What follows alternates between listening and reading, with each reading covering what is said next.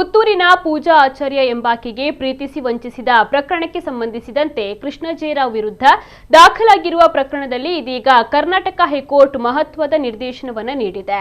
ಪ್ರಕರಣವನ್ನು ರದ್ದುಗೊಳಿಸುವಂತೆ ಕೋರಿ ಕೃಷ್ಣ ಜೇರಾವ್ ಸಲ್ಲಿಸಿದ ಅರ್ಜಿಯ ವಿಚಾರಣೆಯನ್ನು ನಡೆಸಿದ ನ್ಯಾಯಮೂರ್ತಿ ಎಂ ನಾಗಪ್ರಸನ್ನ ಅವರಿದ್ದ ಹೈಕೋರ್ಟ್ ಏಕಸದಸ್ಯ ಪೀಠ ವಿವಾದವನ್ನು ರಾಜಿ ಸಂಧಾನದ ಮೂಲಕ ಇತ್ಯರ್ಥಪಡಿಸಿಕೊಳ್ಳುವ ಇಂಗಿತವನ್ನ ವ್ಯಕ್ತಪಡಿಸಿರುವುದು ಸೂಕ್ತವಾದ ವಿಚಾರವಾಗಿದೆ. ವಿವಾಹದೊಂದಿಗೆ ಪ್ರಕರಣ ಸುಖಾಂತ್ಯವಾಗಲಿದೆ ಎನ್ನುವ ಆಶಾಭಾವ ನಮ್ಮದು ಎಂದು ಅಖಿಲ ಕರ್ನಾಟಕ ವಿಶ್ವಕರ್ಮ ಮಹಾಸಭಾದ ರಾಜ್ಯಾಧ್ಯಕ್ಷ ಕೆಪಿ ನಂಜುಂಡಿ ಅವರು ಹೇಳಿದ್ದಾರೆ.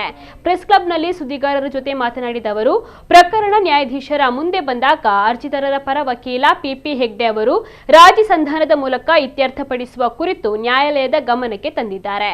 ಇದಕ್ಕೆ ನ್ಯಾಯಾಲಯವು ಸಮ್ಮತಿಯನ್ನು ವ್ಯಕ್ತಪಡಿಸಿದೆ. ಜೂನ್ 19ರಂದು ಹಿರಿಯ ನ್ಯಾಯಾಧೀಶ ಸುಶೀಲಾ ಅವರ ಮುಂದೆ ಮಧ್ಯಸ್ಥಿಕೆ ಮಾಡಲು ಜಡ್ಜ್ ಆದೇಶವನ್ನ ಮಾಡಿದ್ದಾರೆ. 19ರಂದು ಮೀಡಿಯೇಷನ್, 30ಕ್ಕೆ ಹಿಯರಿಂಗ್ ನಡೆಯಲಿದೆ. ನಮ್ಮ ಹೋರಾಟವು ಹೆಣ್ಣು ಮಗುವಿಗೆ ನ್ಯಾಯ ಸಿಗಬೇಕು ಎನ್ನುವುದಾಗಿತ್ತು. ಹೀಗಾಗಿ ಎಲ್ಲವೂ ಕೂಡ ಸುಖಾಂತ್ಯವಾಗಲಿದೆ ಎನ್ನುವ ಆಶಯ ನಮ್ಮದು ಅಂತ ಹೇಳಿದ್ರು. ಇಂತಹ ಪ್ರಕರಣಗಳು ಯಾವುದೇ ಕುಟುಂಬದಲ್ಲಿ ಆಗಬಾರದು.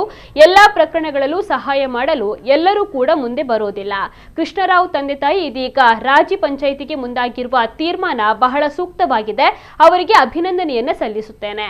19ರಂದು ನಡೆಯುವ ಮಧ್ಯಸ್ಥಿಕೆಯಲ್ಲಿ ಪೂಜಾಳಿಗೆ ನ್ಯಾಯ ಸಿಗುತ್ತದೆ ಎನ್ನುವಂತಹ ಭರವಸೆ ನಮ್ಮೆಲ್ಲರದ್ದಾಗಿದೆ ಅಂತ ಹೇಳಿದ್ರು.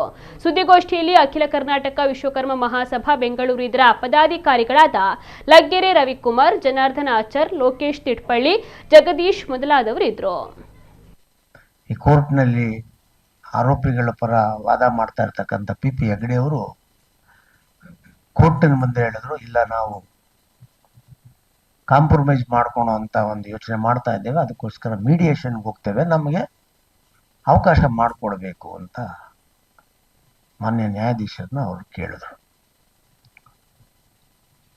ನಾವು ಕೂಡ ಅದಕ್ಕೆ ಸಮ್ಮತಿಸಿದ್ವಿ.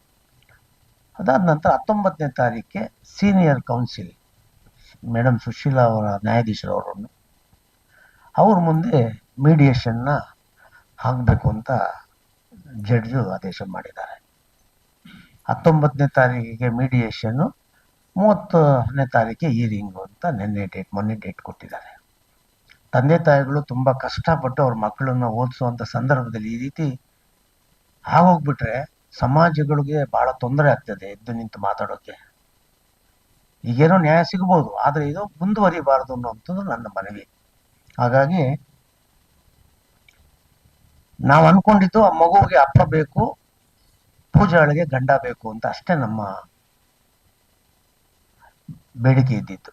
ಏನು ಆರೋಪಿ ಕೃಷ್ಣ ಜೇರಾವ್ ಇದ್ದಾನೆ, ಅವ್ರಿಗೆ ಆಗಲಿ ಅವ್ರ ತಂದೆ ತಾಯಿಗಳಿಗೂ ಕೂಡ ನಾನು ಈ ಸಂದರ್ಭದಲ್ಲಿ ಅವರು ತಗೊಂಡಿರುವಂಥ ತೀರ್ಮಾನ ಬಹಳ ಒಳ್ಳೆಯದಾಗಿದೆ, ಅವರಿಗೆ ನಾನು ಅಭಿನಂದನೆಗಳನ್ನು ಸಲ್ಲಿಸ್ತೇನೆ. ಯಾವ ತಂದೆ ತಾಯಿಗಳು ಮಕ್ಕಳು ಈ ಥರ ಮಾಡ್ಕೊಂಡು ಬರಬೇಕು ಅಂತ ಭಾವಿಸೋದಿಲ್ಲ. ಬಂದಂಥ ಸಂದರ್ಭದಲ್ಲಿ ಅದು ಪುತ್ರ ವಾತ್ಸಲ್ಯ ಆಗಿರ್ಬೋದು, ಮಗಳ ಮೇಲೆ ಪ್ರಮತೆ ಇರ್ಬೋದು, ಹೋರಾಟ ಮಾಡೋದು ಎಲ್ಲ ತಂದೆ ತಾಯಿಗಳು ಮಾಡ್ತಾರೆ. ಅದೇ ರೀತಿ ಅವರು ಮಾಡಿದ್ದಾರೆ. ಆದರೆ ಏನೆಲ್ಲ ನಡೆದಿದ್ರು ಕೂಡ ನಾವು ಅದನ್ನೆಲ್ಲ ತೆಗೆದು ಬಿಟ್ಟಿದ್ದೇವೆ. ಈ ಪ್ರಕರಣ ಒಂದು ಸುಖಾಂತ್ಯ ಕಾಣಬೇಕು. 19ನೇ ತಾರೀಕು ಏನು ಮೀಡಿಯೇಷನ್ ಇದೆ ಅದರಲ್ಲಿ ಆ ತಂದೆ ತಾಯಿಗಳು ಸಂಪೂರ್ಣವಾಗಿ ಆ ಮಗುವಿಗೆ ಮತ್ತು ಪೂಜಾಳಿಗೆ ನ್ಯಾಯ ಕೊಡ್ತಾರೆ, ಅವರ ಮನೆಯನ್ನು ತುಂಬಿಸ್ಕೋತಾರೆ ಅನ್ನುವಂಥ ಭರವಸೆ ನಂದಾಗಿದೆ.